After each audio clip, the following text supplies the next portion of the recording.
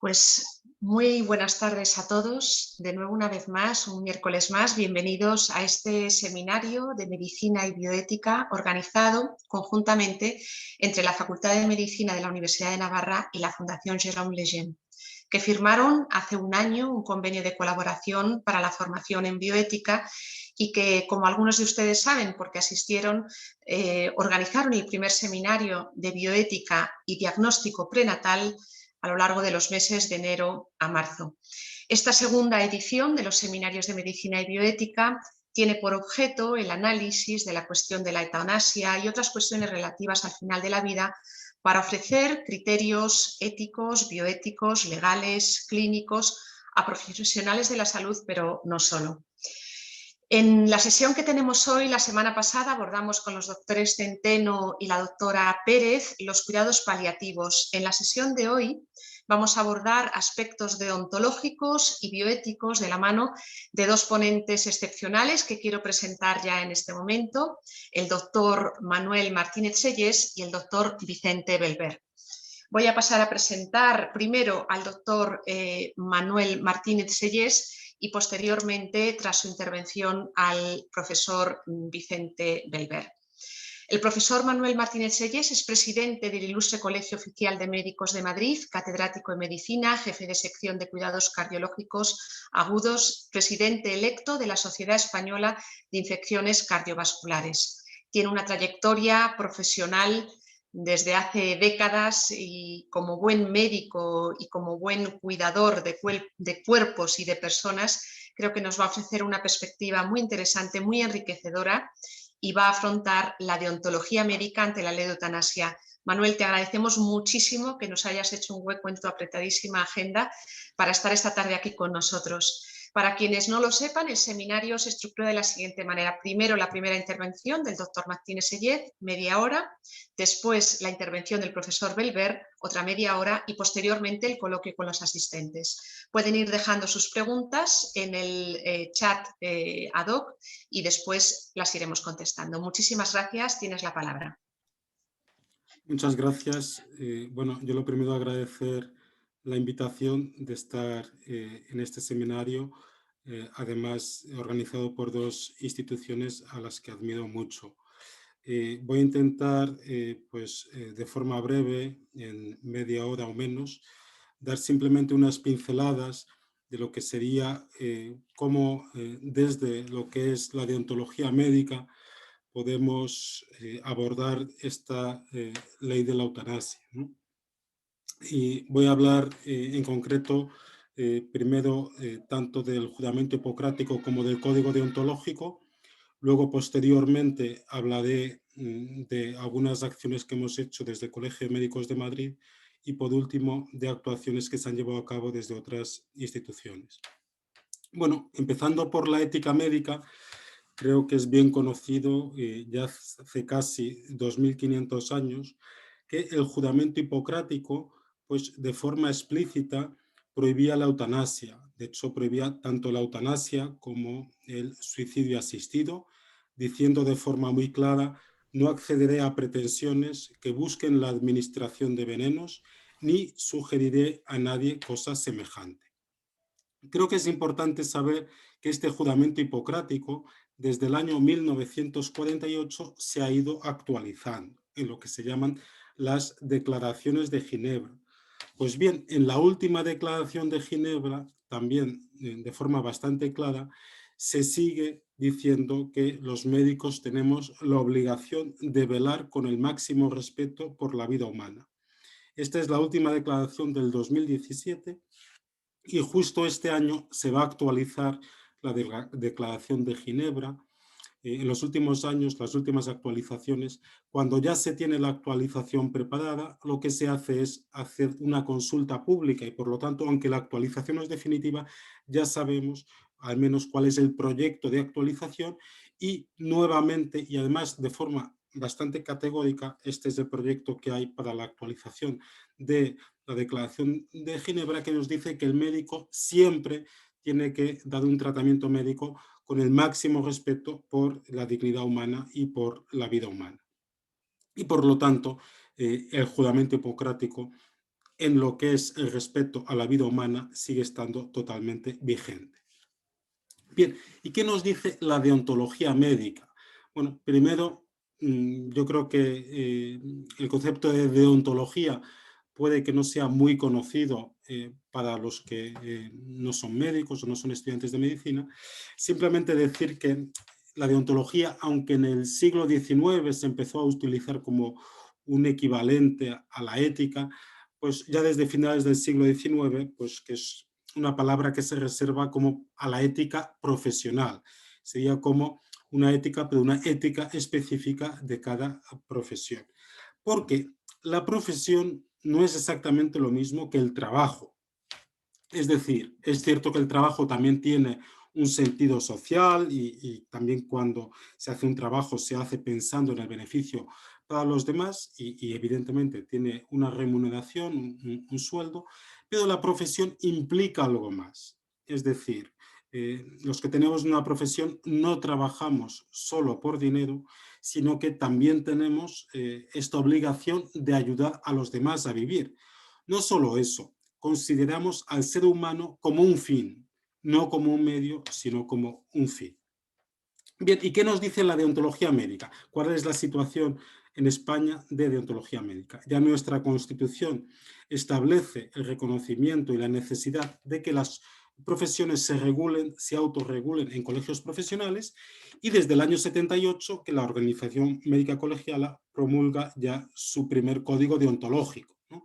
Este código deontológico también se ha ido actualizando y el código deontológico que tenemos actualmente vigente tiene pues menos de 10 años, es de finales del 2011. Bien, ¿qué es lo que viene a decir el código deontológico? Pues el código deontológico lo que hace es reunir una serie de pautas, una serie de pautas que no son las imposiciones legales, pero sí son normas de obligado cumplimiento. Sería algo así como el conjunto de principios que tienen que inspirar y guiar toda actuación médica, ¿no? Creo que es importante saber que en el código deontológico eh, ya al principio se dice que solo se codifican conductas que sean asumidas por la gran mayoría de la colegiación. Es decir, hoy en día la medicina es cada vez más compleja y es difícil conseguir que todos los médicos estemos de acuerdo en todo.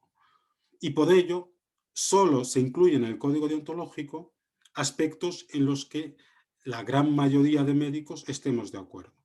Evidentemente que no se trata de quebrantar la conciencia de nadie, pero sí de dar unos fundamentos éticos que garanticen la convivencia de un colectivo de los médicos que es muy, muy amplio y que lógicamente puede tener opiniones distintas porque la medicina tiene cada vez más complejidad.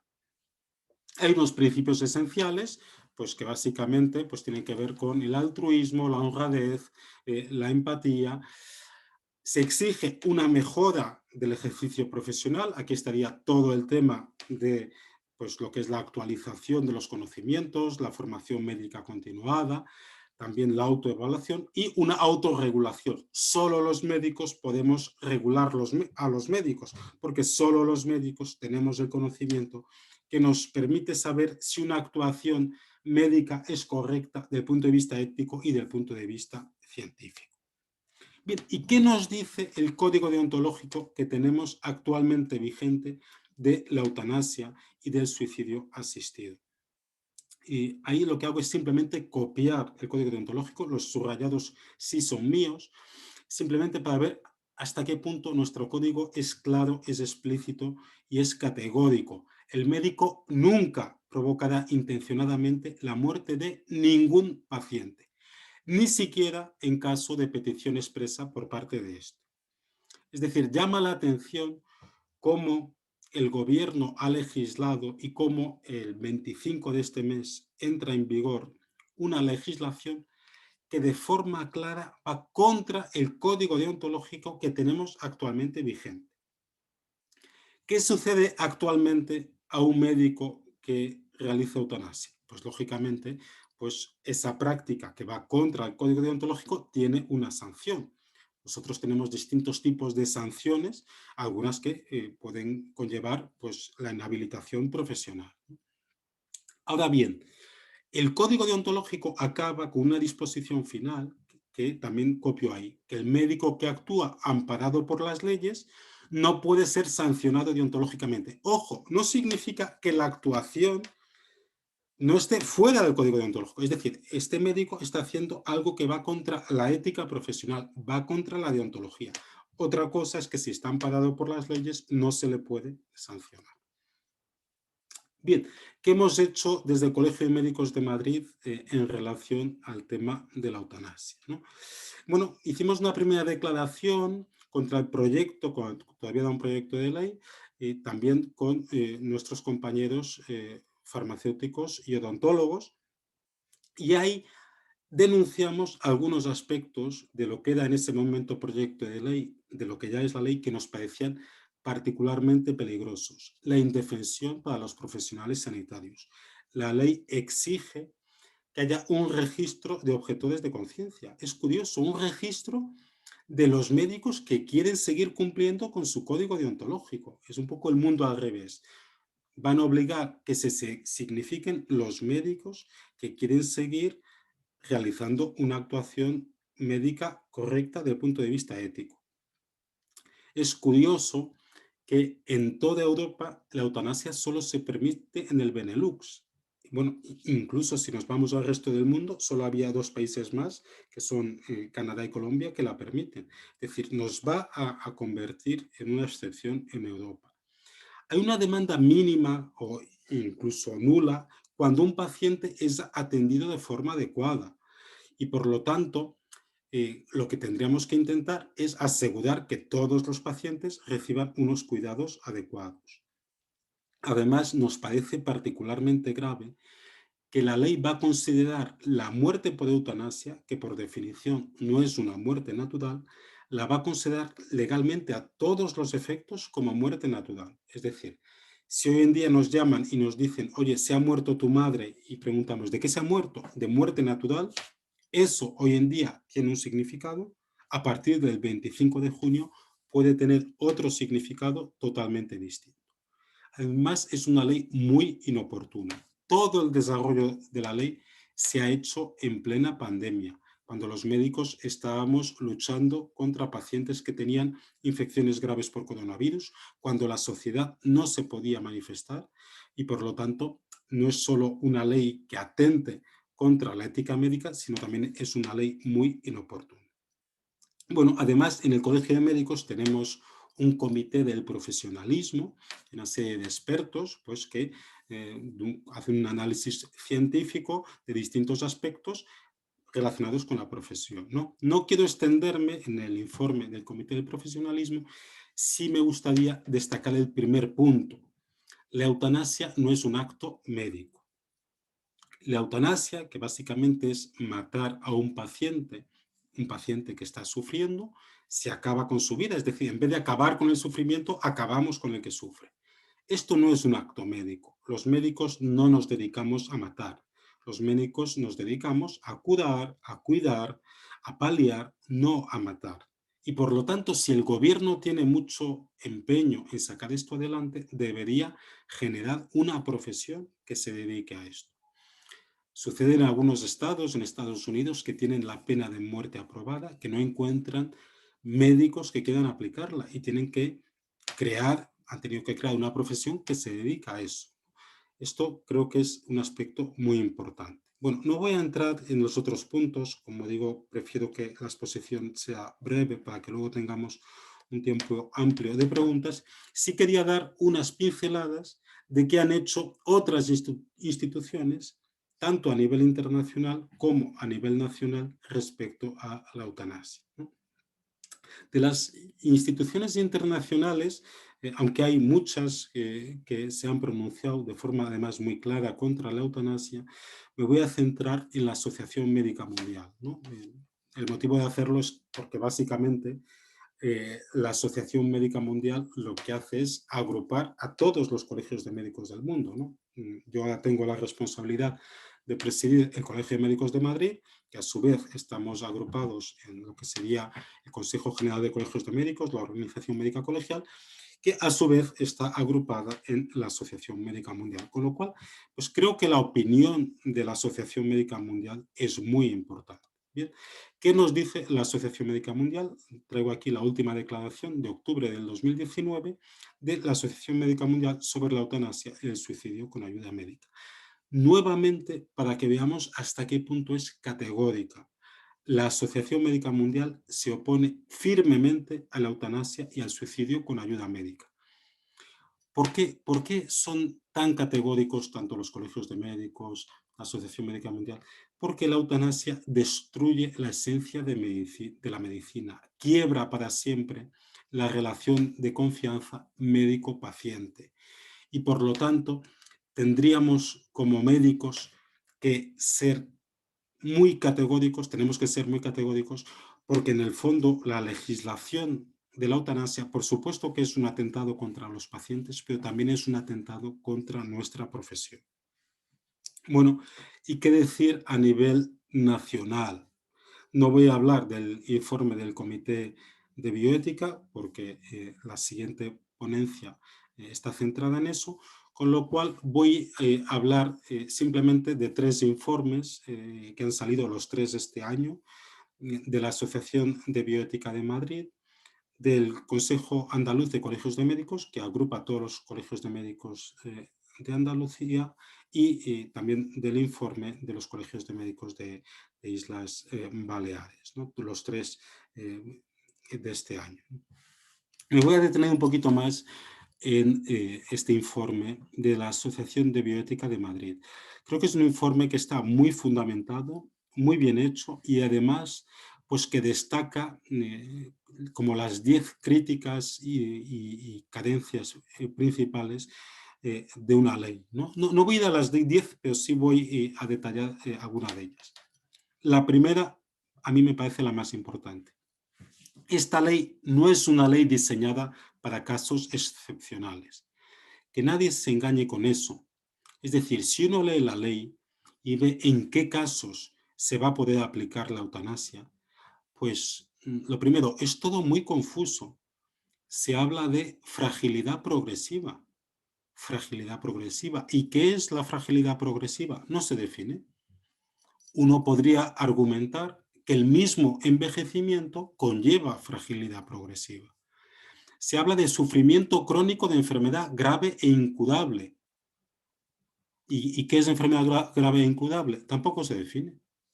Si yo tengo una artrosis, puedo decir que tengo un sufrimiento crónico, puedo considerarlo una enfermedad grave e incurable.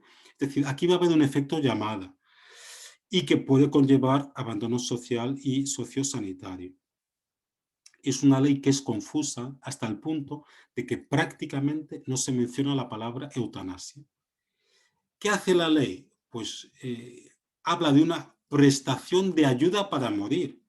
Es decir, la misma ley intenta confundir la eutanasia, que es matar al paciente que está sufriendo, con los cuidados paliativos, que es tratar el sufrimiento del paciente que está sufriendo. Es decir, se busca esta confusión. Ya he comentado antes el tema de la muerte natural y luego los plazos, todos los plazos que se dan. Bueno, todo el trámite de la ley ha sido muy apresurado. Se empezó a tramitar la ley en febrero del 2020 y una vez publicada en el BOE, para una ley tan compleja solo se da a las comunidades autónomas, que cada una de ellas tendrá que ver cómo aplica la ley, 3 meses para que la ley entre en vigor. Pero no solo eso, los plazos que se establecen en la ley son todos muy cortos. El plazo para presentar al paciente un plan alternativo es de 2 días. En mi hospital, yo trabajo en el Hospital Gregorio de Marañón, si yo hago una interconsulta a cuidados paliativos o a trabajo social, muchas veces tardan más de 2 días en venir a ver al paciente. Luego, la ley establece 2 supuestos en los que un solo médico, sin ningún control, puede tomar la decisión. ¿Qué 2 supuestos son estos? Muerte inminente, que tampoco se define, o pérdida de capacidad inminente. Es decir, esto puede ser un atajo y da un poder ilimitado a un solo médico. Además, en situaciones que es difícil de justificar. Es decir, si la muerte es inminente, ¿qué sentido tiene esto? Pues lo que habrá que hacer es sedación paliativa, ¿no? También cuando la ley habla del suicidio asistido, aunque nuevamente no lo menciona, pues lo que pone la ley es que tras prescribir la sustancia, el médico tiene la obligación de observar y apoyar al paciente hasta su muerte. Esto me parece peligroso. ¿Por qué? Porque en algunos países, algunos estados que no tienen despenalizada la eutanasia, pero sí el suicidio asistido, como es el caso del estado de Oregón en Estados Unidos, ahí lo que se ha visto es que hasta el 35% de los pacientes a los que se les hace el suicidio asistido, es decir, se les hace una prescripción del suicidio asistido, el médico básicamente lo que prescribe es, por así decirlo, un veneno, ¿no? El paciente va a la farmacia, adquiere el veneno y se lo toma. Se lo toma o no se lo toma, porque hasta el 35% de los casos en Oregón el paciente no se lo toma. Aquí se lo va a tomar en todos los casos, porque el médico tiene que estar presente hasta que fallezca el paciente. Y lo que ya he comentado antes, que me parece muy grave, ¿no? Que se obligue a un registro de profesionales sanitarios objetores de conciencia. Esto es particularmente controvertido teniendo en cuenta que estamos hablando de valores, de creencias, de convicciones, de información particularmente sensible. Este registro podría incluso ir contra la Ley de Protección de Datos. Bien, nuestros compañeros de Andalucía también hacen un comunicado que agrupa a todos los colegios de médicos de Andalucía, que tampoco me voy a detener porque muchas cosas son repetitivas, como el hecho de que la eutanasia no es un acto médico, pero creo que es importante destacar esto. Es una ley redactada y aprobada no solo a espaldas, sino en contra de la opinión de los médicos. Es decir, se ha hecho una ley de eutanasia sin consultar en ningún momento a los médicos. Es como si yo hago una ley de la estructura de los edificios y no llamo al Parlamento a los arquitectos. Esto no tiene ningún sentido. ¿Cómo es posible que haya pasado esto? Bueno, ha pasado porque se sabía qué íbamos a decir los médicos y por lo tanto de forma intencionada, pues eso dicen nuestros compañeros de Andalucía, no solo de espaldas, sino en contra de la opinión. Es decir, saben cuál es nuestra opinión y por lo tanto no nos llaman, ¿no? Bueno, y ya por ir terminando también este informe del Colegio de Médicos de Islas Baleares. Desde la deontología médica me parece que está muy bien hecho. Tampoco voy a ir a desgranar todos sus puntos, también porque muchos coinciden, pero quería destacar este punto, porque con frecuencia se está confundiendo la eutanasia con muerte digna. Ojo, esto es un engaño. La dignidad es intrínseca a toda persona, a todo ser humano. Y por lo tanto, éticamente no se puede instrumentalizar la dignidad. Esto es algo que no podemos permitir. Para terminar, quería simplemente poner esta diapositiva de la muerte de Don Quijote, ¿no? Cuando se habla de muerte digna o de muerte ideal, creo que la muerte de Don Quijote, al menos en mi opinión personal, se acerca mucho a una muerte ideal. Es una muerte en paz, es una muerte tras hacer testamento, tras recibir sacramentos. En el testamento ordena que se paguen todas sus deudas. Se fue apagando poco a poco y el escribano, que estaba presente, pues decía que insólito que un caballero andante muera con tanta tranquilidad. Entonces, bueno, esto sí para mí es una muerte digna, una muerte ideal. Por último, una pregunta del examen MIR, ¿no? Los que seáis médicos sabéis bien o estudiantes de medicina, qué es el MIR. El MIR es un examen que obligatoriamente tienes que superar en España para ejercer la medicina. Bien, en el examen MIR de este año ya han colado una pregunta que de las 4 contestaciones posibles, 3 eutanasia y 1 suicidio asistido. Oiga, pero me acaba de decir que eso está condenado por el Código Deontológico, por el juramento hipocrático, por la Asociación Médica Mundial. Pues sí, pero ya lo han introducido. Y por lo tanto, creo que tenemos que estar muy vigilantes de las consecuencias que va a tener esta ley también en lo que es la formación médica. Por último, animados a que os suméis a esta campaña que hemos hecho desde el Colegio de Médicos de Madrid. Lo que pedimos es cuidados, cuidados integrales, cuidados paliativos para todos los pacientes que lo necesiten. La hemos llamado cuidados de principio a fin. He de decir con mucha satisfacción que se ha unido la Organización Médica Colegial, el Colegio de Enfermería, el Colegio de Farmacéuticos también, la plataforma de organizaciones de pacientes y muchas otras asociaciones. Aquí, bueno, no quiero dejarme ninguna, pero la Asociación Española de Cirujanos, de Anestesistas y de Tratamiento del Dolor, pues muchísimas instituciones. ¿Qué es lo que pretendemos en esta campaña? Sensibilizar a la sociedad para que de verdad aseguremos que todos los pacientes que necesitan cuidados los reciban. ¿Cómo se puede uno unir a esta campaña? Muy sencillo. Donando sangre. Nosotros queremos que se vea hasta qué punto tenemos un compromiso con los pacientes donando sangre. Entonces simplemente uno dona sangre, se hace una foto y envía la foto al WhatsApp. Toda esta información la tenéis en lo que es la página web, que es simplemente www.cuidados de principio a fin. Si alguien no puede donar porque tiene menos de 18 años, más de 65 o alguna enfermedad, pues simplemente grabado un vídeo con lo que es una frase del manifiesto y enviarlo también a ese número de WhatsApp y también subirlo a las redes sociales, ¿no? Tanto la foto donando o el vídeo con una de las frases. Y bueno, también lo que estamos pidiendo es que durante el mes de junio, pues en lo que es la foto de WhatsApp se ponga el logo de la campaña. Y con esto termino. Simplemente como conclusión, recordar que tanto el juramento hipocrático original como su última actualización del 2017, como la que está prevista que finalice este año, el 2021, condena la eutanasia. También lo hace nuestro Código de Deontología Médica, tanto el original como el actual. Ojo, la nueva ley no cambia el código deontológico.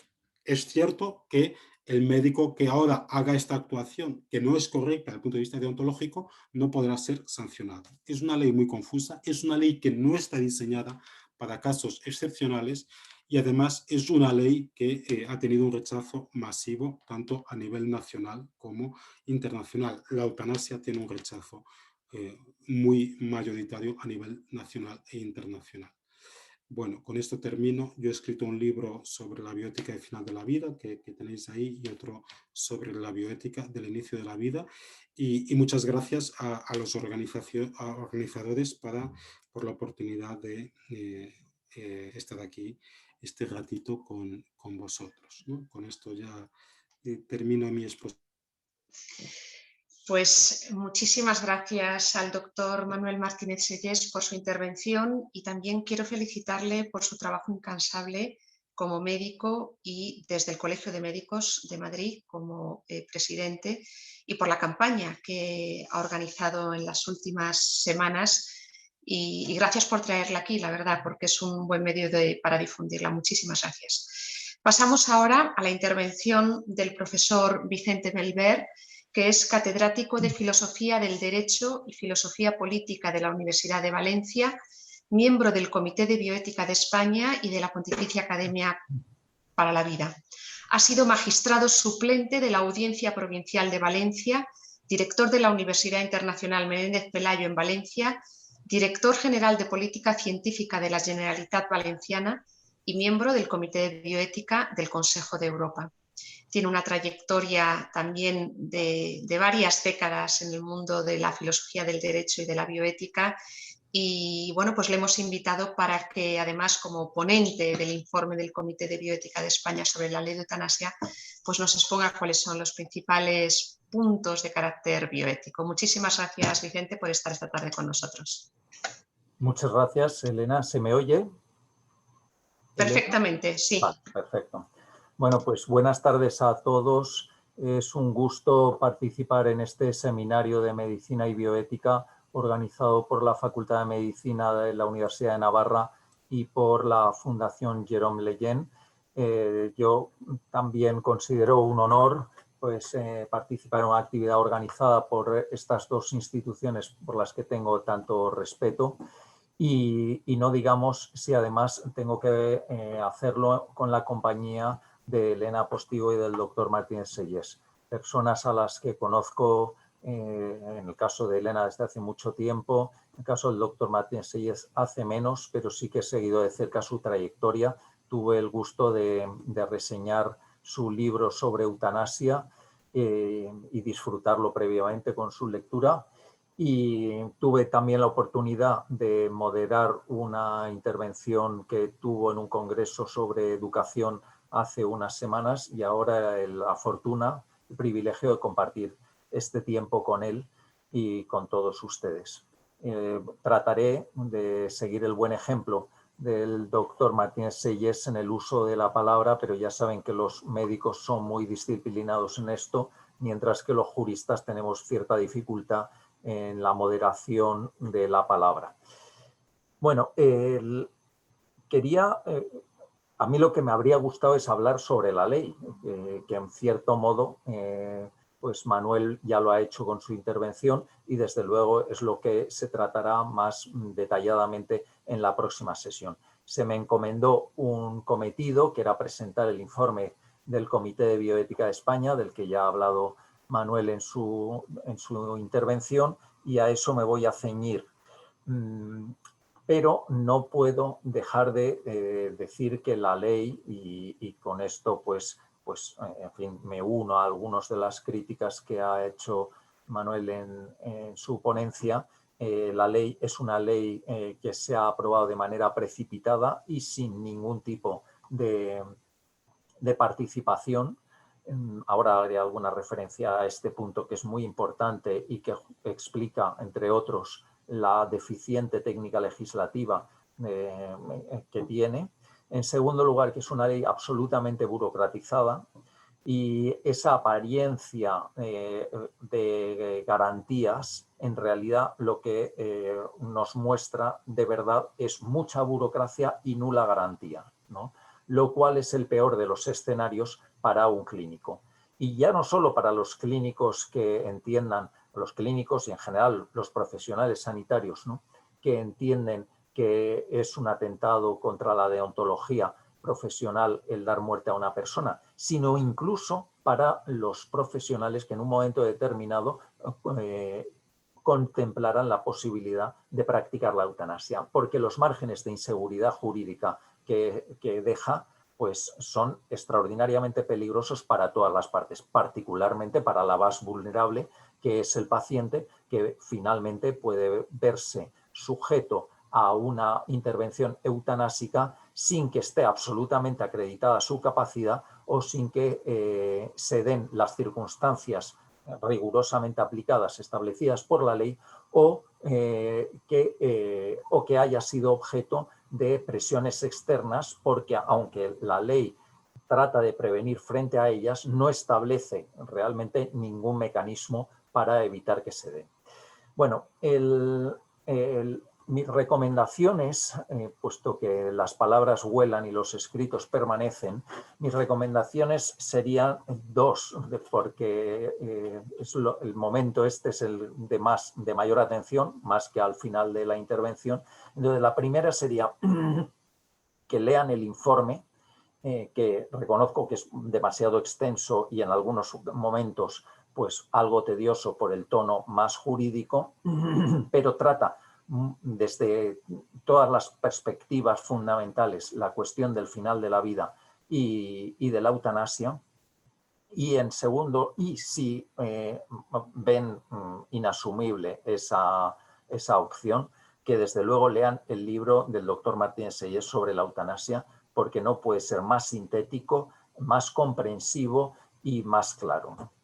Y la segunda recomendación, no sé cuántos profesionales sanitarios que puedan tener implicación en la eutanasia tras su entrada en vigor el próximo día 25, no sé cuántos de ellos, como digo, me estarán escuchando, pero yo les animo a que no se precipiten en manifestar su objeción.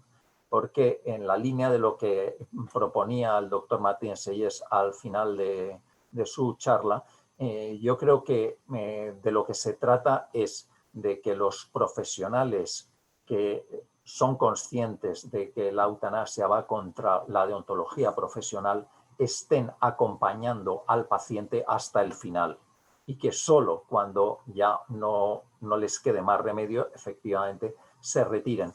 Porque de otra manera el contexto eutanásico puede extender una sombra cada vez más alargada sobre los procesos de cuidados al final de la vida en los pacientes con todos los riesgos que eso entraña.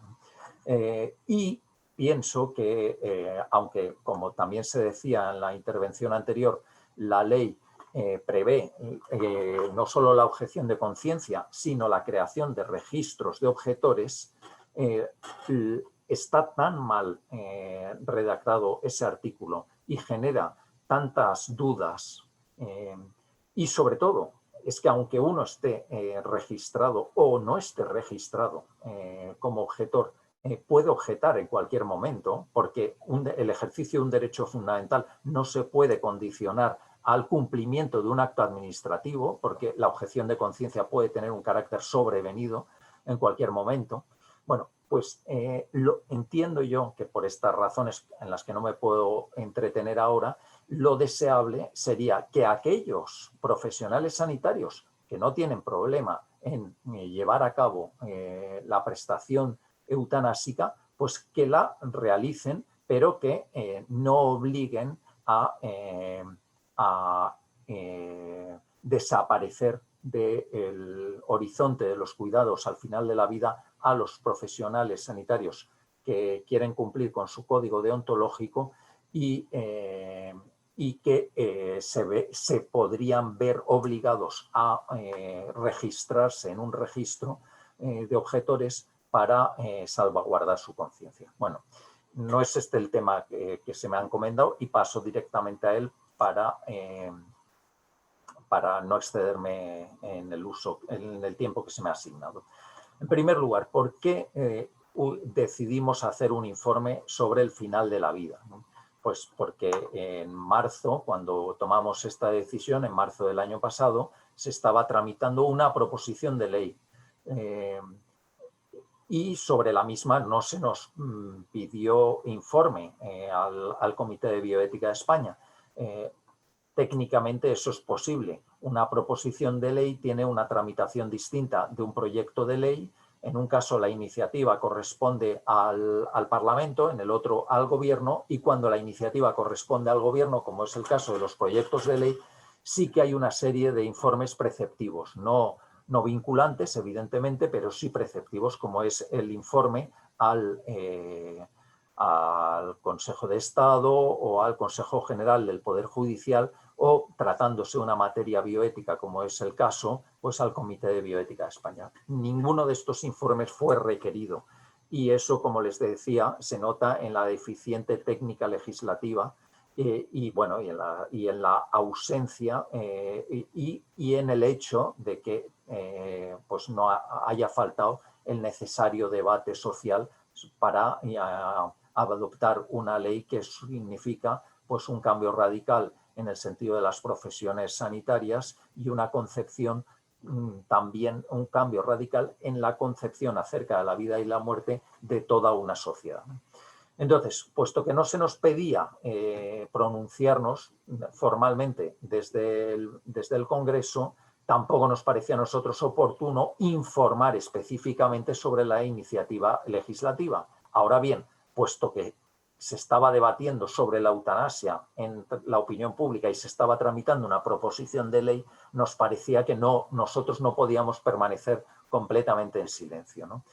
Y por eso, al amparo de este artículo 78 de la Ley de Investigación Biomédica que establece las funciones del Comité de Bioética de España, pues acordamos aprobar este informe, acordamos elaborarlo el 4 de marzo y finalmente se aprobó el 30 de septiembre un informe aprobado por unanimidad, tratándose de una materia tan sensible como esta y teniendo en cuenta que en el Comité de Bioética de España las perspectivas son bastante plurales, entendemos que fue un logro el haber alcanzado este acuerdo. ¿Qué contenido tiene? Bueno, pues aquí lo tienen. Yo me voy a ocupar muy brevemente de aquellos puntos que están marcados en negrita y he dejado fuera pues, a los que tienen más que ver con la perspectiva propia de la deontología médica, de la deontología profesional, que es la que ha abordado Manuel en su charla. En primer lugar, las razones y fines del informe, ¿no? En el debate, y permítanme que lea fragmentos del informe que iré glosando, ¿no? En el debate sobre la eutanasia comparecen diversas visiones acerca del ser humano y de los modelos de vida buena desde los que las personas tratan de dar respuesta al gran desafío que es el final de la vida de cada uno, ¿no? Claro, es difícil tejer consensos que den lugar a normas cuando se trata de una cuestión tan sumamente controvertida, ¿no? Pero esta magnitud del desafío no debe llevar a desistir de la búsqueda del consenso, sino a la creación de las condiciones para que ese debate y, en su caso, consenso pueda llevarse a cabo. ¿Y cuáles son esas condiciones? Pues básicamente tres. Un respeto inmaculado a la libertad de expresión, que tiene una concreción muy clara, que es no descalificar moralmente al interlocutor, ¿no? El interlocutor que no piensa como nosotros no es un monstruo moral, no es un sujeto que deba ser excluido de la discusión, ¿no? Sino que es una persona con la que tenemos que razonar y tratar de entendernos. Porque de esa manera seremos capaces, o por lo menos más capaces, de distinguir lo que son concepciones morales, en las que cada uno tiene la suya, de lo que son exigencias de justicia que deberían ser universalmente compartidas, ¿no? Claro, esta distinción es muy clara sobre el papel, ¿no? Pues uno puede ser pues, cristiano, musulmán, partidario del humanitarismo pues, universal o del utilitarismo ramplón, pero luego otra cosa son las exigencias de justicia sobre las que se debe asentar el orden jurídico, el orden constitucional y jurídico de un país, ¿no?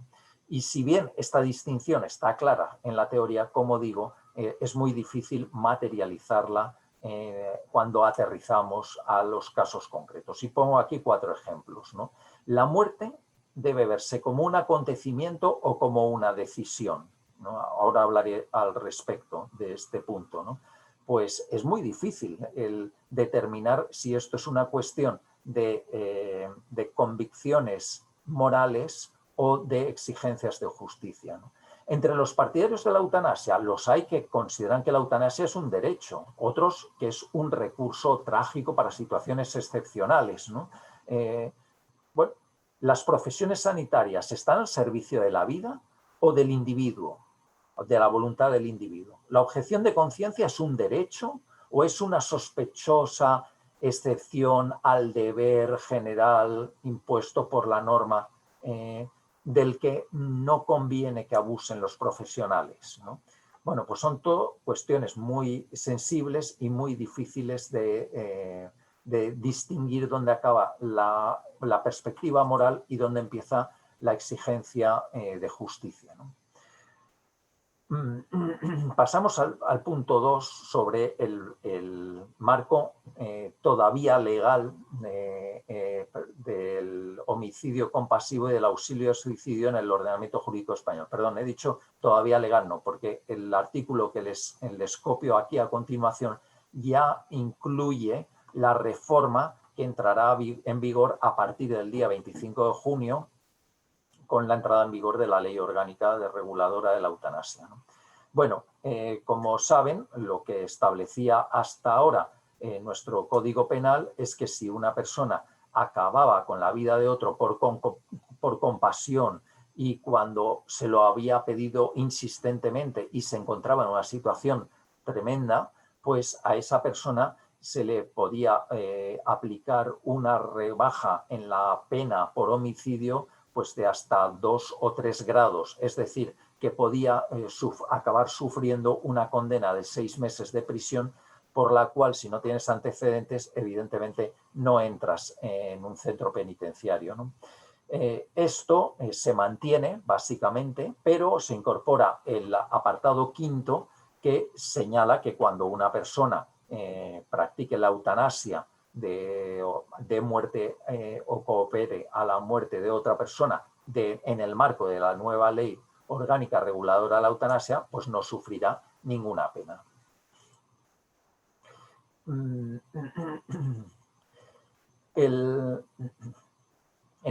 el informe nos preguntábamos, pues claro, que el reto desde una perspectiva legal estriba en hallar el modo de respetar las pretensiones de quien ante una situación de gran sufrimiento pide que se acabe con su vida sin minimizar la gravedad, se acabe con su vida sin que al mismo tiempo se minimice la gravedad moral del hecho de acelerar la muerte y preservar la noción de la vida como algo digno de reverencia y no como objeto de elección. El hecho de convertir la eutanasia o el suicidio médicamente asistido en un derecho podría generar en la mayoría de la sociedad la percepción de que es una práctica buena, ¿no? Entonces, ¿cómo resolvió esta situación la legislación española hasta el momento presente? Pues considerando que si una persona incurre en un homicidio por compasión dentro de unas determinadas circunstancias, debe ser juzgada, debe ser castigada, pero su castigo pues prácticamente puede tener un carácter simbólico. De esta manera se salvaguarda el carácter inviolable de la vida humana, en consonancia con lo que establece la Constitución española, y al mismo tiempo se atienden estas situaciones trágicas, no haciendo caer sobre las que las protagonizan todo el peso de la ley.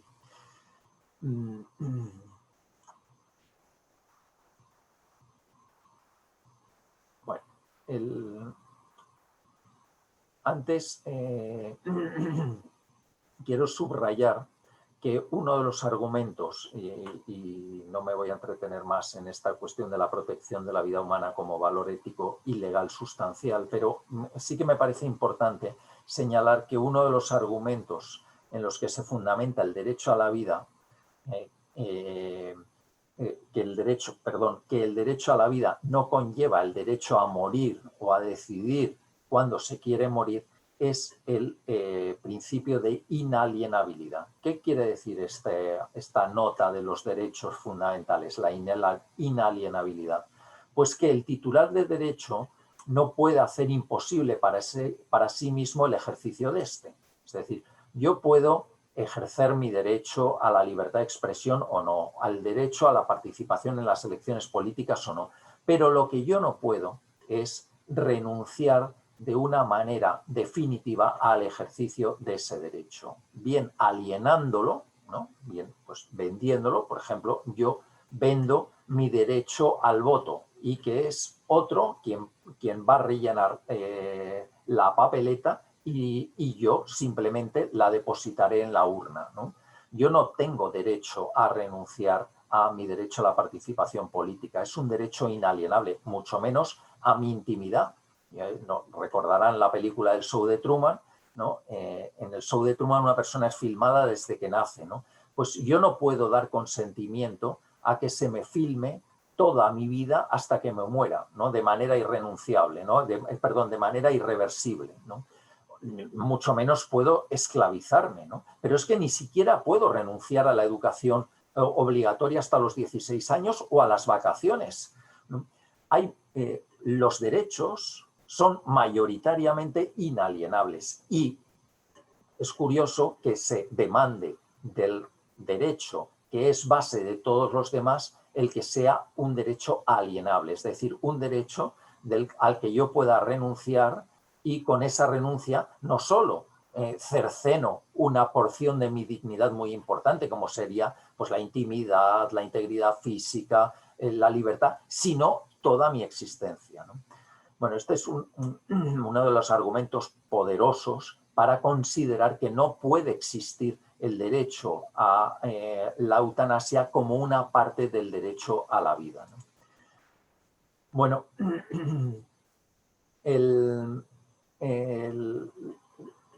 Bueno, paso al siguiente punto sobre la eutanasia, autodeterminación, dignidad y utilidad, ¿no? Y dice así el informe, ¿no? Para que la eutanasia pueda llevarse a cabo, se suele exigir la concurrencia de dos condiciones, una de índole subjetiva y otra objetiva. La primera, es conocida de todos, la libre voluntad de la persona que solicita la eutanasia. La segunda, la existencia de un estado de salud que resulte gravoso para la persona, ¿no? Por lo general, las leyes de eutanasia identifican dos situaciones como paradigmáticas de ese sufrimiento insoportable, la enfermedad terminal y la enfermedad crónica grave. En sociedades pluralistas, pero también individualistas y utilitaristas, como la que vivimos en estos momentos, ambos requisitos son percibidos como razonables y su justificación, y su conjunción justifica que la persona pueda acceder a la prestación eutanásica. Ahora bien, si nos fijamos, se habla de dos requisitos. Aparte del subjetivo, el requisito objetivo es que haya una enfermedad o un padecimiento grave, crónico e imposibilitante, ¿no? Y al mismo tiempo que haya un sufrimiento insoportable, ¿no? Entonces, por un lado, libertad y por otro lado, estas dos condiciones. Si se fijan, uno aboga por el principio de autodeterminación y otro por el principio de utilidad. Y la ley, como la holandesa o la belga, trata de conjugarlos. Pero en realidad son principios que se excluyen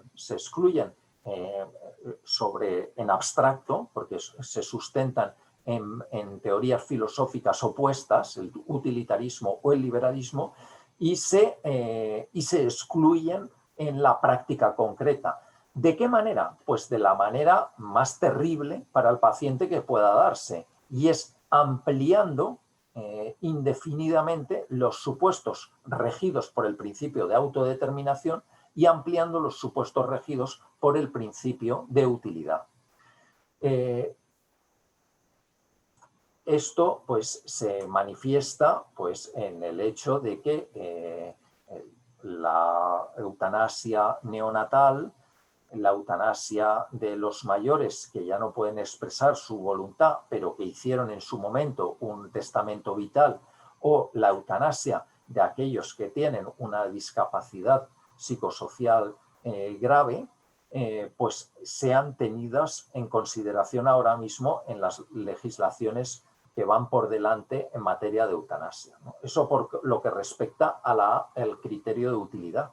Y por lo que respecta al criterio de autodeterminación, pues lógicamente, si la razón por la que consideramos que se debe prestar la eutanasia es que cada individuo es el dueño de su vida, pues lo que no tiene sentido es establecer unos supuestos objetivos de discapacidad o de enfermedad para decirle solo cuando se dé estas circunstancias objetivas, tu vida dejará de ser inviolable y podrás disponer de ella, ¿no? Eso es radicalmente contrario al principio de autodeterminación, ¿no? Y consecuentemente, y en línea con lo que decía antes Manuel, pues cada vez la interpretación de las disposiciones legales, que ya son muy ambiguas en su formulación actual, se interpretarán pues o bien en el sentido de primar la calidad de vida y por tanto dar muerte a aquellas vidas que no se consideren valiosas aunque la persona no pueda expresar su voluntad, o primar la autodeterminación de la persona de manera que aunque no se den las circunstancias objetivas de enfermedad grave o discapacidad, pues que también pueda optar por la eutanasia. En el fondo, como decía antes, detrás de la eutanasia hay dos concepciones, o mejor, detrás del debate sobre la eutanasia hay dos concepciones morales contradictorias entre sí acerca de la vida y la muerte. Y aquí no cabe decir, bueno, pues vamos a aceptarlas todas, ¿no? Y vamos a fijar un sustrato compartido. No, aquí hay que tomar una decisión dilemática, ¿no? Hay que dar respuesta al dilema, ¿no? No cabe una posición neutral, porque o la sociedad considera que la vida, perdón, que la muerte es un acontecimiento, algo que sucede en la vida de las personas y que en todo caso debe ser acompañado, cuidado, en fin. O la vida es la muerte es una decisión. En un caso, yo entiendo que la vida es pues, la condición de posibilidad de la existencia humana y, por tanto, yo no puedo acabar conmigo mismo, ¿no? Yo puedo acabar o puedo exigir que se acabe tanto como sea posible con mi sufrimiento, ¿no? Existe un derecho a que se pongan todos los medios para acabar con mi sufrimiento, pero no se puede demandar el derecho a acabar con la propia vida, porque acabar con la propia vida es acabar con el sujeto de derechos, ¿no? Y los derechos no se pueden volver contra la propia persona, ¿no? Esa es una visión. La otra visión es considerar que la vida es pues, ese sustrato biológico desde el que se manifiesta mi autonomía. Y lo único que prima, la única entidad verdaderamente soberana es mi autonomía, mi capacidad de autodeterminación. Y en el ejercicio de esa capacidad de autodeterminación yo puedo, entre otras cosas, solicitar que se acabe con mi vida, ¿no?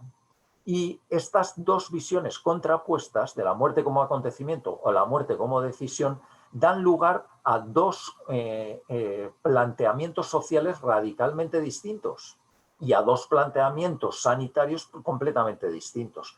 El que tenemos todavía ahora y aquel que se trata de imponer con la ley que entrará en vigor el día 25. Bueno, voy muy mal de tiempo y no quiero abusar de él, como he dicho. Entonces paso directamente a la cuestión sobre la discapacidad, ¿no? Y aquí me limitaré a leer un texto que la relatora especial de derechos de la discapacidad de Naciones Unidas incluyó en su informe sobre los efectos del capacitismo en la práctica médica y científica. Es un informe que elabora en el año 2019 y que es presentado ante el Comité de Derechos Humanos en 2020, ¿no? Y en él se dice lo siguiente: desde la perspectiva de derechos de las personas con discapacidad, preocupa seriamente que la posibilidad de la legalización de la eutanasia y del suicidio asistido pueda poner en peligro la vida de las personas con discapacidad. Si la muerte asistida estuviera al alcance de todas las personas que presentan un trastorno de salud o una deficiencia, la sociedad podría entender que es mejor estar muerto que vivir con una discapacidad. Esto es rigurosamente lo que ha sancionado nuestra ley de eutanasia. Considerar que si tú estás con un padecimiento grave, crónico e imposibilitante, que es exactamente tener una discapacidad, pues tu vida ya no es inviolable.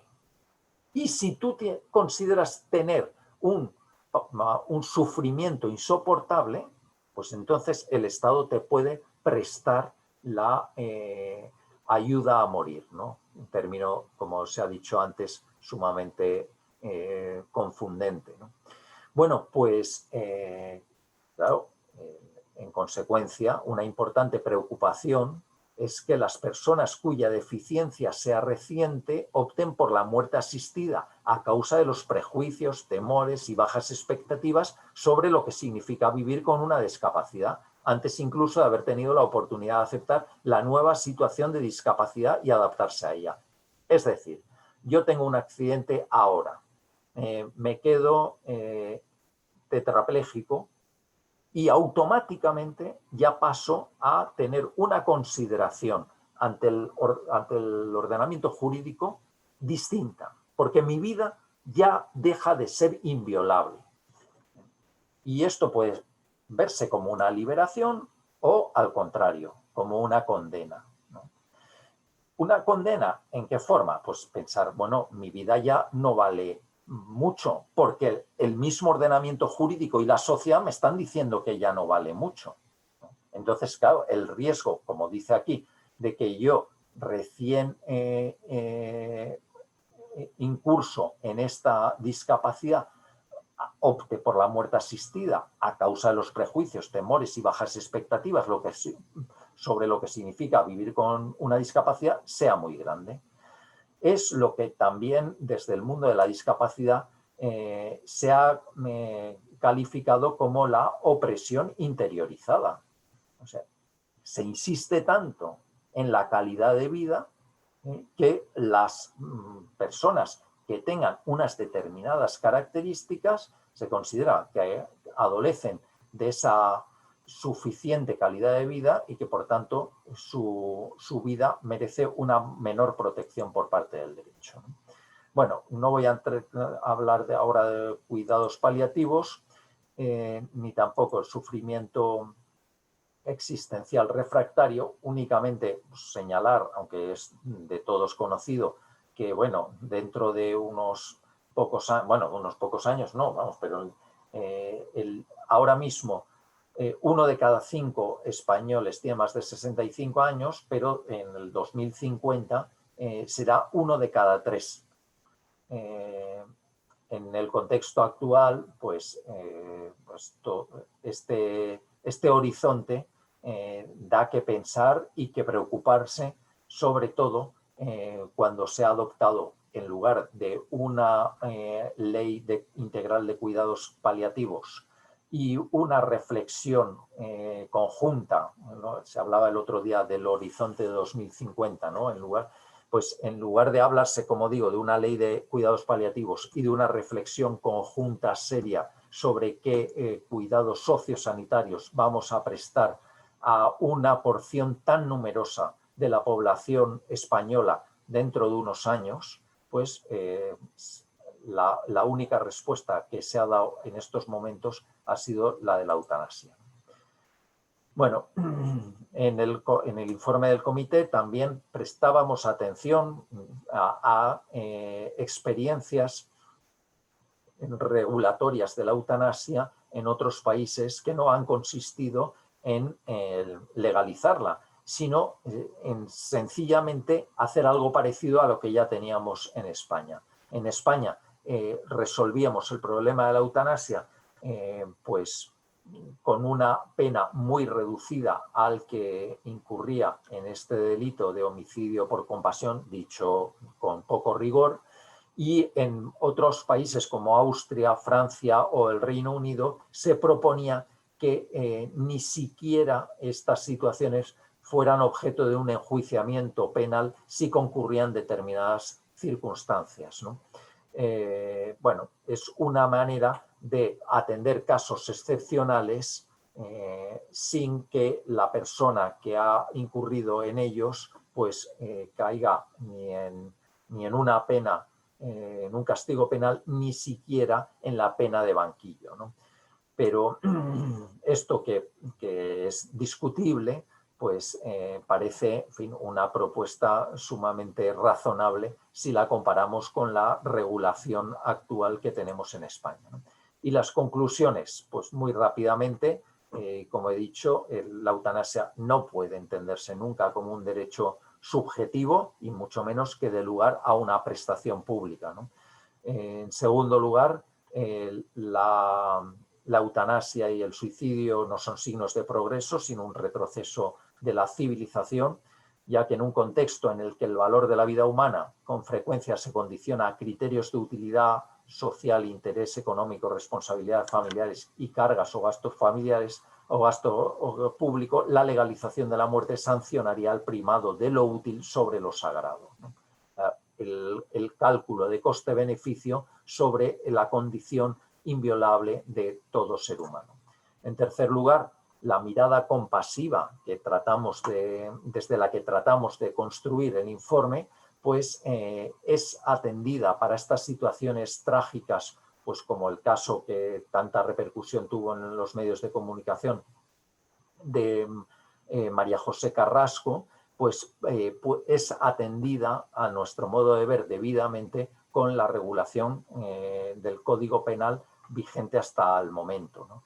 Y finalmente, pues la protección integral de la vida nos lleva a proponer el recurso a la sedación paliativa frente a casos específicos de sufrimiento existencial refractario, en el marco de una universalización de los cuidados paliativos y de la mejora sustancial de los recursos de apoyo sociosanitario, ¿no? Con especial referencia al apoyo a la enfermedad mental y a la discapacidad. Estas son las conclusiones, no mías, sino del informe del Comité de Bioética de España, en el que lógicamente participé, pero son las conclusiones acordadas por ese órgano consultivo, plural e independiente que asesora a las instituciones del Estado en cuestiones de bioética.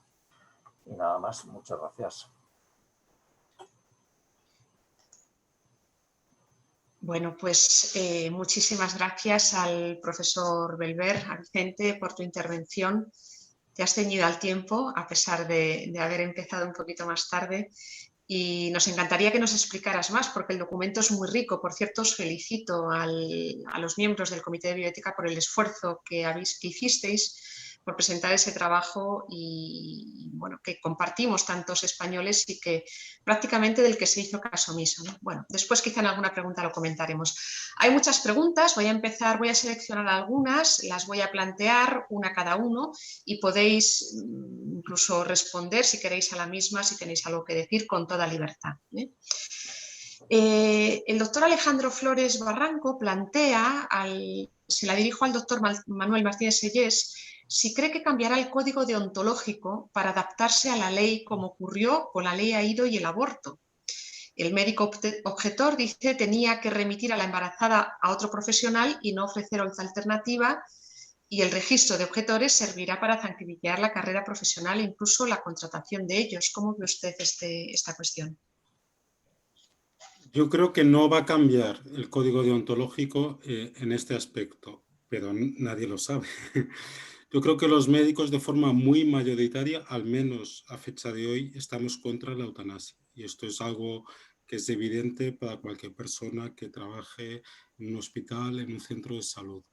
Ahora bien, tengo la inquietud de qué va a pasar en el futuro. Es decir, el gobierno controla pues, el Ministerio de Sanidad, de Educación, de Ciencia, de universidades, se pueden cambiar planes de estudios. O sea, puede suceder que dentro de unos años un estudiante acabe la carrera de medicina pensando que la eutanasia es algo aceptable. Y entonces, claro, ahí el temor pudiera ser que si se cambia eso, pues en algún momento se modificase el código deontológico. Actualmente creo que va a ser muy difícil cambiarlo porque mayoritariamente los médicos creemos que la eutanasia es muy grave y va contra la esencia de la medicina, ¿no?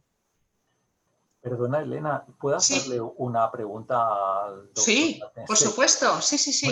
Bueno, no, es que en tu intervención has hecho referencia a la reforma en curso de la Declaración de Ginebra, del Código Hipocrático, y te has manifestado de manera muy positiva acerca del modo en que se recogía la referencia al respeto a la vida humana. Y me ha dado tranquilidad porque yo cuando la vi más bien recelé, pero quizá era porque tiendo a ser mal pensado, porque ciertamente tú has puesto el texto literal y hablas de el máximo, velar por el máximo respeto pero antes era simplemente velar por el máximo respeto de la vida, por la vida humana. Y ahora se antepone la dignidad y la vida a la vida humana. Y eso me ha sembrado una cierta inquietud porque pueda parecer que la dignidad entendida como autonomía prevalece sobre la vida. De manera que la tutela de la vida humana por parte de los médicos pues será modulada por la dignidad entendida como autonomía por parte del paciente.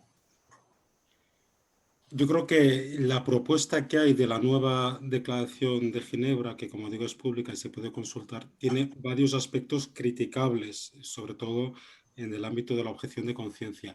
Y en el ámbito concreto de la defensa de la dignidad y de la vida humana, la dignidad es intrínseca a toda persona, a todo ser humano, y eso de hecho es la base de la Declaración Universal de Derechos Humanos, con lo cual yo no lo veo como algo negativo que se formule así, pero bueno, tú eres el jurista, no sé si eso se podría utilizar para hablar en vez de dignidad de autonomía. No pone autonomía, pone dignidad. Y yo creo que es positivo que los médicos tengamos que velar por la vida y por la dignidad de la vida.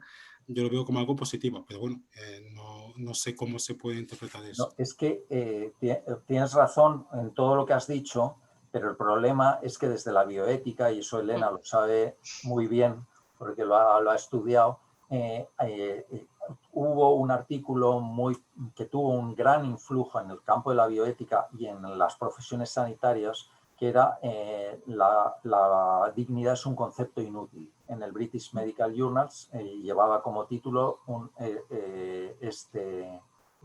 este título tenía el artículo de Ruth Macklin, ¿no? Y ella venía a decir, es que la dignidad es un invento, es un concepto ambiguo, vinculado a tradiciones religiosas. En realidad de lo único que puede tener sentido hablar es de autonomía, ¿no? Y ese discurso fue aceptado con mucha facilidad por amplios sectores, ¿no? Por eso me ha sembrado esa inquietud, pero no quería, vamos a entrar.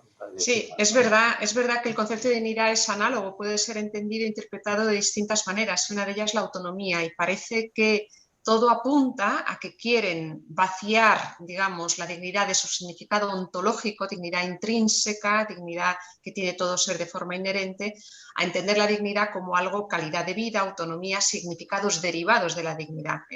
Como decía don Gonzalo Herrán, nos decía, los bioeticistas habéis estropeado toda la ética médica, porque con esos debates es verdad que hay el debate filosófico en cierto modo ha desvirtuado la naturaleza misma de la dignidad en el sentido deontológico, ¿no?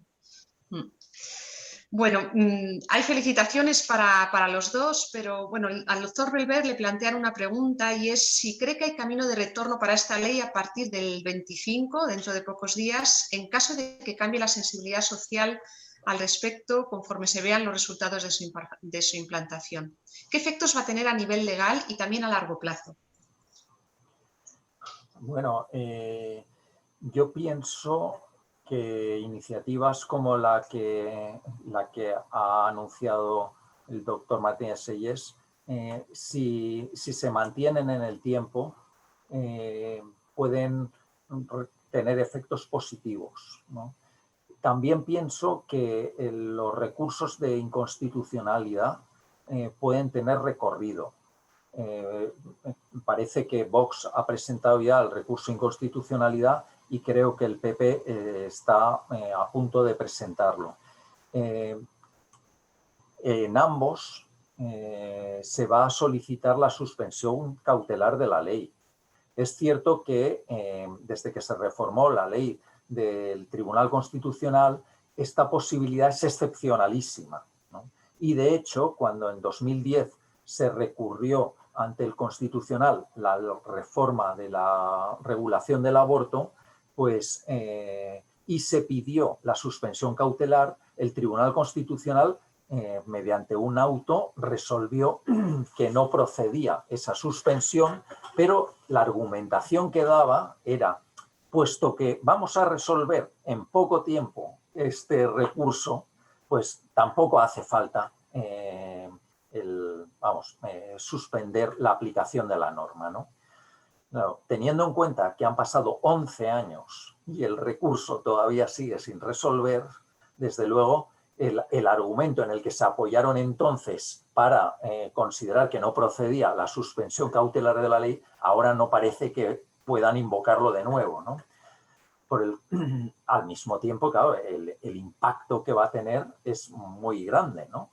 Entonces, pienso que igual hay margen para que se considere esa posibilidad y, desde luego, la ley, como he dicho antes, desde una perspectiva de técnica legislativa y de constitucionalidad, presenta enormes deficiencias que pienso que en mayor o menor medida serán atendidas por el Tribunal Constitucional.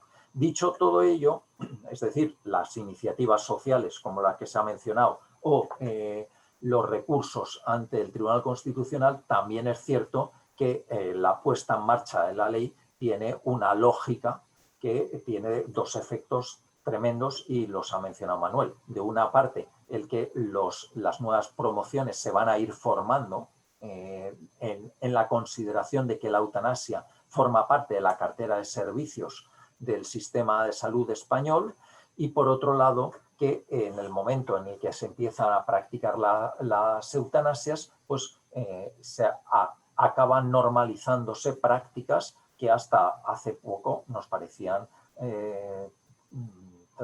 repugnantes, moralmente repugnantes, ¿no? Entonces, pues veo que hay posibilidades, pero que la lógica, el peso que tiene la ley a la hora de generar efectos sociales es abrumador. A propósito de esto, hay una pregunta. La doctora Elena Badía, que es médico general y tiene una discapacidad del 75%, dice, y es cierto que hoy en día las personas con discapacidad tenemos poca atención social. ¿Creen que la ley de eutanasia implicaría una menor atención a la calidad de vida y atención médica de la discapacidad? ¿Esto podría institucionalizarse? Y luego una otra pregunta, hay una persona que enlaza también con esto, dice, hablamos sobre todo de eutanasia y vida terminal, pero hay que tener en cuenta, nos dice Cristina Lozano, que hay también muchas personas que tienen graves discapacidades, situaciones límites, y estas personas podrían solicitar la eutanasia y la sanidad pública no cubre muchas cosas, ¿no? ¿Qué piensa sobre esto el doctor Manuel Martínez Sellés? Bien, vamos a ver, yo creo que lo primero, está claro que la ley señala a las personas con discapacidades y de hecho ya el CERMI ha solicitado al Defensor del Pueblo que presente también un recurso de inconstitucionalidad precisamente por la discriminación a personas con discapacidad. Aparte, me parece muy triste el mensaje que se puede estar dando a estas personas. Y respecto a la segunda pregunta, totalmente de acuerdo. De hecho, nosotros en la campaña no hablamos de cuidados paliativos, porque yo creo que es, por supuesto que hay que promover los cuidados paliativos, pero es que hay muchas personas que tienen enfermedades avanzadas que lo que necesitan son cuidados integrales durante muchos años. No son personas que se estén muriendo, sino que son personas que tienen una enfermedad pues, que conlleva una serie de limitaciones y nosotros como sociedad tenemos que responder ante esas necesidades. Y lo que no puede ser es la situación que tenemos ahora, pues que las ayudas a la dependencia o no llegan o tardan muchísimo en llegar y luego al final, pues lógicamente estas personas pues tienen la sensación de ser una carga para sus familias, ¿no?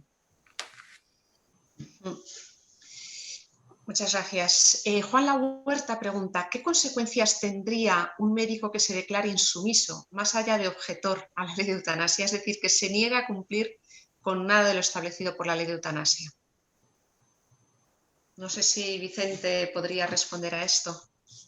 Bueno, nosotros estamos elaborando un informe en el Comité de Bioética de España sobre la objeción de conciencia a la ley.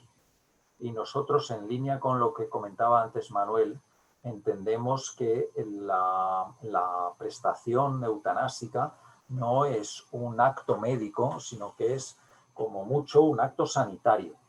Y desde esa consideración entendemos que el número de personas implicadas en el ejercicio de la objeción de conciencia, es decir, el número de sujetos que pueden invocar la objeción de conciencia para dejar de aplicar la ley es muy numeroso. Por ejemplo, yo pienso honestamente que un celador, pongamos, claro, es que todo esto está por ver, porque no sabemos la eutanasia si se va a aplicar en la habitación del paciente o va a haber una sala de eutanasias, ¿no?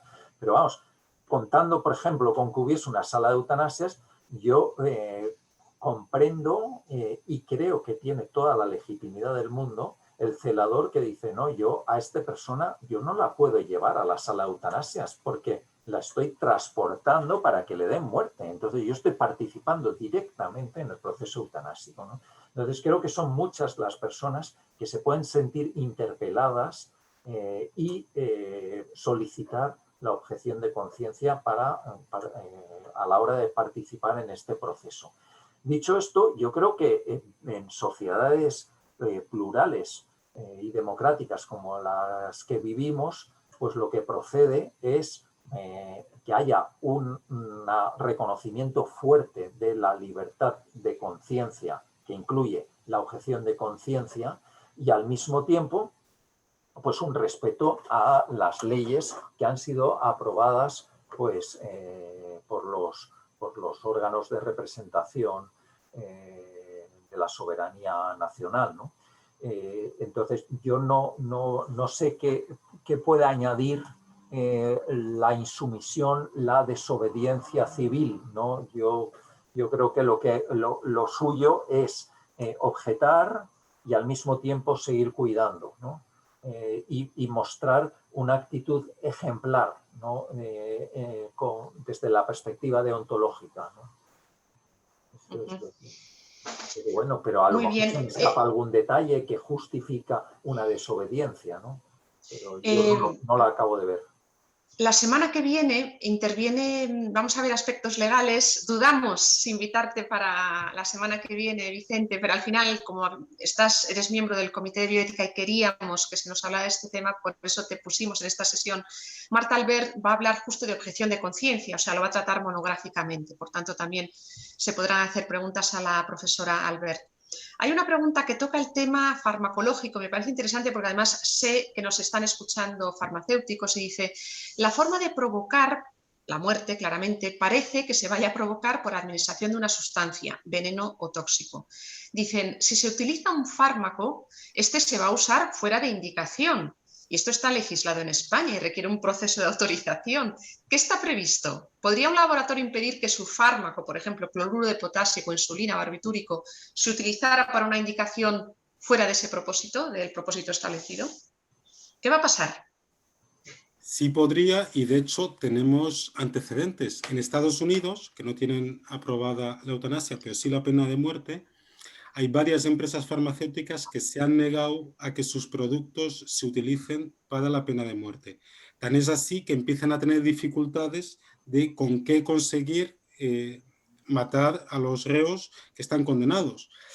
Lo que pasa es que, claro, luego las alternativas que hay no farmacológicas, pues muchas veces son peores, ¿no? Estamos hablando pues, de lo que sean fusilamientos, sillas eléctricas, estas cosas, ¿no? Entonces, no sé si ir por ese camino es el correcto, pero vamos, que sí pueden las compañías y desde luego, efectivamente, cada fármaco se autoriza para una indicación en concreta. Y hasta este momento la indicación de eutanasia no existe, con lo cual lo que pasa es que la ley no entra en esto. De hecho, yo creo que va a haber 17 formas distintas de aplicar la ley, porque cada comunidad autónoma al final va a tener que hacer legislaciones a nivel local y práctico de qué protocolos se van a aplicar, cómo se va a hacer y sobre todo, pues que no es sencillo, ¿no? Yo tengo mi vicepresidenta que es anestesista que dice es que matar a un paciente no es fácil, ¿no? O sea, incluso desde el punto de vista técnico, con lo cual, pues habrá que ver cómo se realiza esto. Ahora, yo creo que efectivamente las casas farmacéuticas se pueden negar a que sus productos se utilicen para indicaciones para las que no están aprobadas. Y en Estados Unidos las casas se están negando a esto, entre otras cosas, por la imagen que puede dar a una empresa farmacéutica que sus productos se estén utilizando para conseguir la muerte de un paciente. La doctora María, un par de ellas, y nos quedan 5 minutos, siempre terminamos puntualmente a 1:30. La doctora María Colchero dice, bueno, les da la enhorabuena y dice, es una ley que recuerda a la ley belga y que cuenta ya con una larga trayectoria en ese país. Mi preocupación es que las personas sin recursos tendrán una gran tentación y en el ámbito asistencial de atención primaria esto es más alarmante. Considero que será el nivel donde habrá una fuerte demanda de estas prácticas como médico de familia. Gracias. ¿Qué nos cuenta Bélgica? ¿Qué nos puede decir? ¿Qué experiencia nos puede aportar? No sé quién de los dos puede Yo lo que comentar algo. sí puedo decir es que estoy totalmente de acuerdo que la ley es peligrosa para las personas con menos recursos. Y de hecho es curioso cuando en Portugal, tanto en el 2018 como este año, se intentó aprobar una ley parecida a esta, en las dos ocasiones el Partido Comunista Portugués votó en contra, precisamente porque ellos son conscientes, bueno, este año votó en contra también, pero al final la ley salió, aunque el Tribunal Constitucional allí ya ha dictaminado que la ley es inconstitucional, ¿no? Pero ¿por qué votó en contra? Pues creo que es interesante leer los argumentos y básicamente vienen a decir que, claro, si uno tiene mucho dinero, pues lógicamente pues puede acceder a unos cuidados óptimos, unos cuidados paliativos, puede contratar a médicos, a enfermeras que vayan a su domicilio, etc. Si no tiene esos recursos y si la sanidad pública no cubre bien esas demandas, pues lógicamente pues, hay pacientes que tienen la sensación de que son carga para sus familias, carga desde el punto de vista no solo económica, pero también económica. Y al final, de hecho, pues puede haber enfermos que se sientan coaccionados para solicitar esto por un buenismo de dejar de ser carga para sus familias. Entonces, estoy totalmente de acuerdo que es una ley que me parece particularmente peligrosa para las situaciones más débiles, desde el punto de vista clínico, pero también desde el punto de vista socioeconómico, ¿no? Yo, por abundar en lo que dice Manuel, señalaría que, claro, si tienes una condición económica, pues puedes tener acceso a más prestaciones. Pero es que el problema lo tenemos ya, y él lo ha mencionado, con la cuestión territorial. Nos podemos encontrar con que la cobertura de paliativos sea muy distinta entre comunidades autónomas o incluso dentro de una comunidad autónoma entre departamentos de salud. Y la ley únicamente obliga a informar de lo que tienes. Yo estoy desesperado pues porque no tengo quien me mueva la grúa en mi casa, ¿no? Y quien me asee, y yo no puedo más, ¿no? Entonces el médico te dirá, pues mira, tú aquí ahora no tienes. A lo mejor si estás en otro departamento de salud o en otra comunidad autónoma sí que tienes acceso a eso, pero tú aquí y ahora no tienes. Con lo cual, solamente por una cuestión de justicia distributiva nos vamos a encontrar, o de injusticia distributiva, nos vamos a encontrar 17 modelos o más, ¿no?, de aplicación de la ley, ¿no?, con la grave desigualdad que eso genera. Eso respecto del punto de vista de los recursos aplicados, ¿no? Pero respecto del punto de vista de la aplicación de la técnica de la ley, ocurre otro tanto, porque tiene tantos términos ambiguos, ¿no?, que cada comunidad autónoma va a hacer un decreto que será distinta de la otra. Con lo cual, las garantías serán mayores o menores en una comunidad y en otra. Y esto es radicalmente contrario a un Estado constitucional en el que los derechos fundamentales teóricamente están igualmente garantizados en todo el territorio para todos los ciudadanos del país, ¿no? Así es. Bueno, pues creo que ha tocado fin y ya tenemos que ir acabando. Quiero agradecer a los dos el haber estado esta tarde con nosotros y el haber aportado tanto, ¿no?, tanta claridad y sobre todo una mirada humana, una mirada a través de la medicina, a través del derecho, y me quedaría con esa campaña de cuidados que promueve el Colegio de Médicos de Madrid. Si nos metemos en internet y ponemos cuidados, automáticamente aparece Colegio de Médicos de Madrid la campaña para apoyarla, ¿no? Quiero dar las gracias al doctor Martínez Selles y al doctor Vicente Belver, que nos hayan acompañado, que hayan contestado a nuestras preguntas, el hueco que nos habéis hecho en vuestra agenda para aportar, ¿no?, para luchar contra esta ley e intentar dar respuesta a todo lo que se nos pregunta. Las preguntas que no hayan quedado contestadas las responderemos y los vídeos, porque alguno me ha preguntado, se subirán al final de los 3 seminarios. Cierro solamente recordando que el miércoles que viene nos vemos para ver la ley desde el punto de vista constitucional con el catedrático de Derecho Constitucional López Montoro y para hablar de objeción de conciencia con la profesora Marta Belver. Muchísimas gracias a todos, ponentes, asistentes y hasta el miércoles que viene. Muchísimas gracias. Hasta luego.